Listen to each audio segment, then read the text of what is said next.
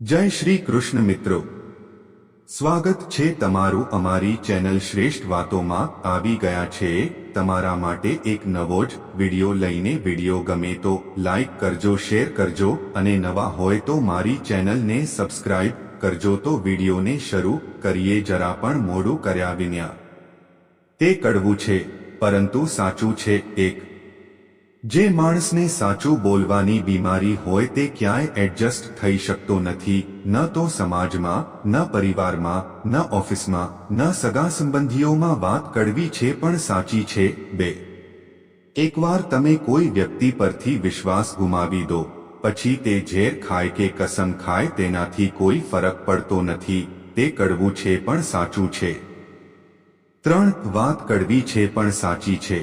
પુરુષ બહુ સરળતાથી કહે છે બીજો કે ત્રીજો પાર્ટનર તો આવશે જ, પણ શું તમે ક્યારે તમારી સ્ત્રીના મોઢેથી આવું કંઈ સાંભળ્યું છે? કારણ કે આ દુનિયામાં તે ફક્ત તમારા અને તમારા માટે જ છે.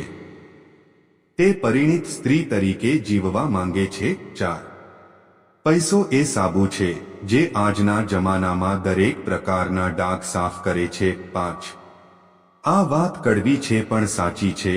છોકરીઓને તેમની સુંદરતા, દહેજ, મૂલ્યો અને સદ્ગુણો જોઈને પસંદ કરવામાં આવે છે. તો ચાલો લગ્ન પછી જોઈ લઈએ. 6 કલાકનો જોકર અને પ્રિયજનોની ઠોકર ઘણીવાર ટેબલ ફેરવે છે. 7 જ્યાં જ્ઞાની બનવું તમારી ખુશી છીનવી શકે છે, ત્યાં મૂર્ખ બનીને જીવવું વધુ સારું છે. 8 સંબંધો મોટી વાત કરવાથી નહીં પણ નાની લાગણીઓને સમજવાથી ગાઢ બને છે.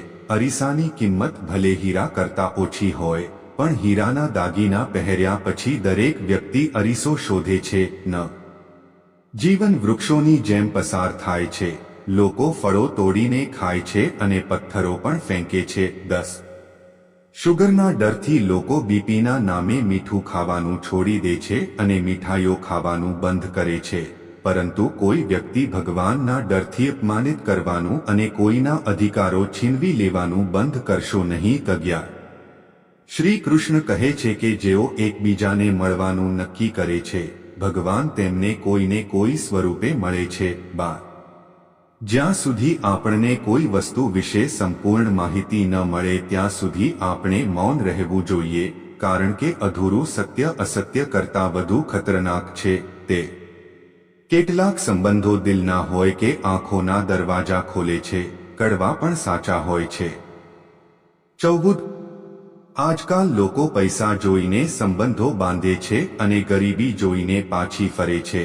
તે કડવું છે પણ સાચું. 15 આ કેવો કળિયુગ છે. બેંકના લોકો પેન બાંધીને રાખે છે, તબીબી લોકો કાતર બાંધે છે, યુ લોકો ચશ્મા બાંધે છે, ઝેરોક્ષવાળાઓ સ્ટેપલર બાંધે છે, કોર્ટમાં વકીલો ખુરશીઓ બાંધે છે, રાખવું રેલવેવાળા શૌચાલયમાં પ્યાલો બાંધે છે, મોટા ઘરના કૂતરા બાંધે છે, છોકરીઓ મોં બાંધે છે અને પત્ની પોતાના પતિને બાંધે છે.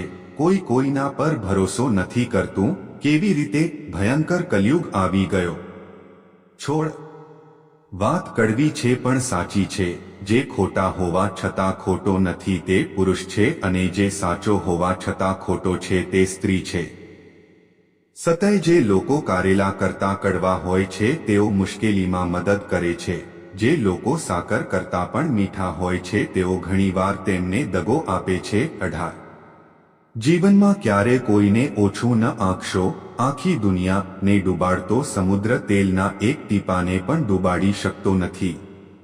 19 જે ભાગ્યશાળી છે તે પોતાની મેળે આવશે અને જે નથી તે પણ આવશે અને જશે. 20 વર્ખનું સત્ય જો પતિ જો સ્ત્રી પોતાની પત્નીને પ્રેમથી રાખે છે તો તે તેની માતાનું ઘર પણ ભૂલી જાય છે, પરંતુ જો તે જ પતિ તેની પત્નીને દુઃખી કરે તો પત્નીને સૌથી પહેલા તેની માતાનું ઘર યાદ આવે છે. 21 સંબંધ હોય તો મીટિંગ જરૂરી છે. જો તમારે અનુસરવું હોય તો, નહીં તો તમે તેને રોકશો અને ભૂલી જાઓ છો તો છોડ પણ સુકાઈ જશે. 22 જીવન ન તો કાલે છે અને ન તો આજમાં. જીવન આ ક્ષણમાં છે અને આ ક્ષણનો અનુભવ જ જીવન છે. 23 ઝાડની ડાળી પરથી પડતું પાંદડું આપણને એ પણ શીખવે છે કે જો તમે જીવનમાં બોજ બનશો તો તમે પોતે જ તમને પડી જશો. 24.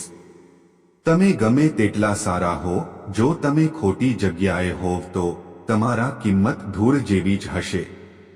25. કડવી વાત છે પણ ખરી, જ્યારે દિલ બીજે ક્યાંક જોડાય છે ત્યારે પહેલું બ્લોક થઈ જાય છે. 26. કડવું સત્ય, દરિયામાં કેટલા ખાંડ પણ ઉમેરો, તે ક્યારેય મીઠી ન હોઈ શકે. તેવી જ રીતે તમે ગમે તેટલા સ્વાર્થી લોકોને તમારા બનાવો, તેઓ ક્યારેય તમારા બનશે નહીં. 27. જો ઘરમાં સાપ દેખાય તો લોકો તેને લાકડીઓથી મારતા હોય છે અને શિવલિંગ પર જ્યારે જોવામાં આવે છે ત્યારે લોકો તમને માન આપે છે. લોકો તમને નહીં પરંતુ તમારા સ્ટેટસ અને સ્થાનને માન આપે છે. 28. મૌન અને સ્મિત બંનેનો ઉપયોગ કરો. જો મૌન તમારું રક્ષણાત્મક કવચ છે તો સ્મિત એ સ્વાગત દ્વાર છે. 29. શ્રી કૃષ્ણ કહે છે, સાચા પ્રેમની નિશાની રાહ છે. જે રાહ જોઈ શકે છે તે જીવનભર પ્રેમ કરી શકે છે. 30. આપણે લૂડો આશામાંથી પણ જીવનનું ઉદાહરણ સમજી શકીએ છીએ. હંમેશા 6 વાગે છે પણ 1 આવે તો પણ આપણે જવું પડશે. કેટલાક લોકો વિડીયોને અવગણે છે અને તેમના જીવન સાથે જોડાયેલી માહિતી છોડી દે છે. હું તમને વિનંતી કરું છું મનોબળ વધારવા માટે, જો તમે ચેનલ પર નવા છો તો કૃપા કરીને અમારી ચેનલને સબસ્ક્રાઇબ કરવાનું ભૂલશો નહીં. વિડીયો પૂરો જોવા બદલ ખૂબ ખૂબ આભાર.